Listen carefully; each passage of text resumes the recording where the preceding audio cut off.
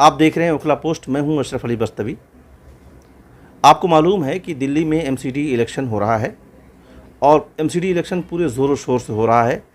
आम आदमी पार्टी पूरी ताकत के साथ एमसीडी से बीजेपी को ख़त्म करना चाहती है।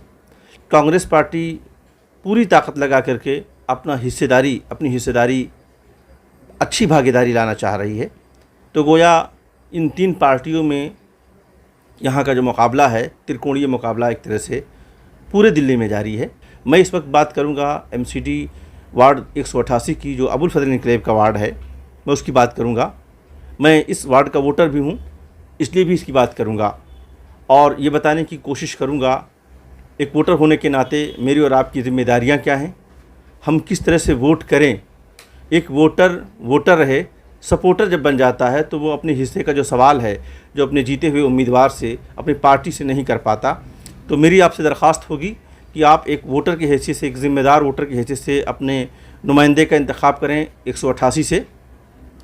हमने कोशिश की जामिया अपडेट्स और ओखला पोस्ट ने कि 188 वार्ड के जो वोटर्स हैं उनके लिए कुछ आसानी ये पैदा की जाए कि उनके हिस्से का सवाल लेकर के हम उन उम्मीदवारों के साथ बैठें जो इलेक्शन लड़ रहे हैं।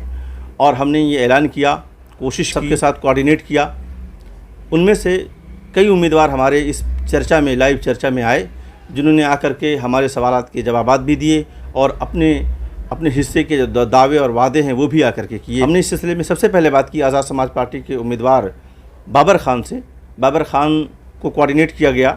पहले तो वो कोऑर्डिनेशन में रहे, लेकिन आखिर में वो नहीं आए हमारी चर्चा में। उसके बाद हमने कोशिश की बीजेपी के उम्मीदवार से बात की, चरण सिंह से, वो हमारे चर्चा में आए।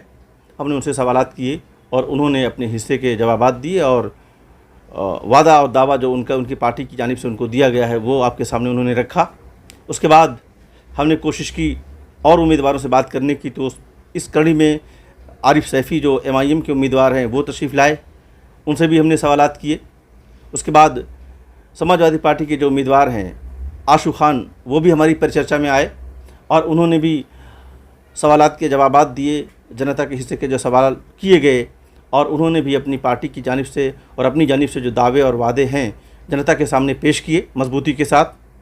हमने कोशिश की कि जो निवर्तमान पार्षद हैं वाजिद खान, वो भी आएँ और उनको भी हमने कोऑर्डिनेट किया। तो हमारे कोऑर्डिनेशन में वो भी आए, लेकिन बाद में परिचर्चा में वो आ नहीं सके। पहले तो उन्होंने हामी भरी, लेकिन किसी वजह से वो उसमें शामिल नहीं हुए। उसके बाद हमने बात की अरीबा खान से, जो कांग्रेस पार्टी की उम्मीदवार हैं, वो हमारी चर्चा में आईं और उन्होंने आकर के सवालात के जवाबात दिए। हमारी कोशिश सिर्फ ये थी, दोनों चैनलों की, जामिया अपडेट्स और ओखला पोस्ट की, कि हम एक ऐसा प्लेटफॉर्म बनाएं जहां पर सभी उम्मीदवार 188 वार्ड के आएँ और अपनी अपनी बात रखें। और हम दोनों सहाफ़ी और साथ में जो अता खान कबीर हैं, जो एक सोशल एक्टिविस्ट हैं, उनको हमने बिठाया था ताकि वो जनता के हिस्से के सवाल करें। वो जो एक सोशल एक्टिविस्ट होने के नाते जो लगातार सोशल मीडिया पर सवाल पूछते रहे हैं, उनको भी एक मौका दिया जाए कि वो बैठ करके सवाल उम्मीदवारों से पूछें।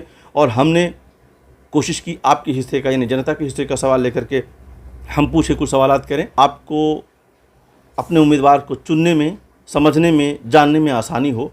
इसमें दोनों ये चैनल क्या रोल अदा कर सकते हैं, हमारी ये कोशिश रही। आपने देखा कि किस तरह से सभी उम्मीदवारों ने अपने अपने ख़यालात का इजहार किया और अपने आप को डिफेंड भी किया और अपने आप को प्रेजेंट भी किया।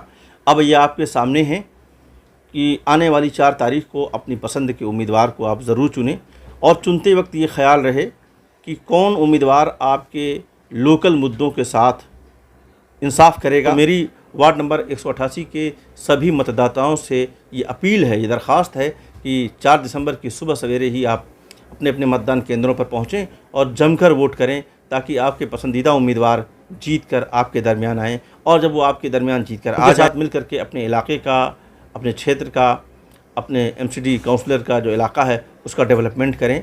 और जहाँ कहीं ज़रूरी हो तो उनसे सवालात भी करते रहें और उन्हें उनका वो वादा जो इलेक्शन में वो आपके सामने करके जा रहे हैं वो मुस्तकिल याद दिलाते रहें। ये आपका हक़ है। ठीक उसी तरह से जिस तरह से हम और आप सिम लेते हैं और उसकी जो स्कीमें हैं, जब तक हमें मिलती रहती हैं बराबर हम बिल पे करते रहते हैं, लेकिन जब कभी हमें स्कीमें नहीं मिलती तो हम उस वक्त कस्टमर केयर से सवाल करते हैं, पूछते हैं, बार बार पूछते हैं, झगड़ते हैं और अपने हिस्से का सवाल करते हैं और पूछते हैं कि हमें ये स्कीमें नहीं मिल रही हैं। ठीक इसी तरह से मैं और आप को चाहिए कि जब आपका उम्मीदवार जीत जाए तो पूरे 5 साल तक उससे किए गए वादों पर सवाल किया जाए।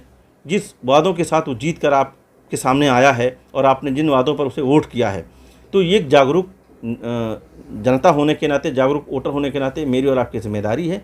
तो मेरी एक कोशिश है और हम तमाम की एक कोशिश ये थी, हम दोनों चैनलों की, कि आपको जागरूक किया जाए और आपके उम्मीदवार को आपके सामने ला कर के खड़ा कर दिया जाए, ताकि आप उसे समझने में, उसे फैसला करने में आपके लिए आसानी हो। बहुत बहुत शुक्रिया।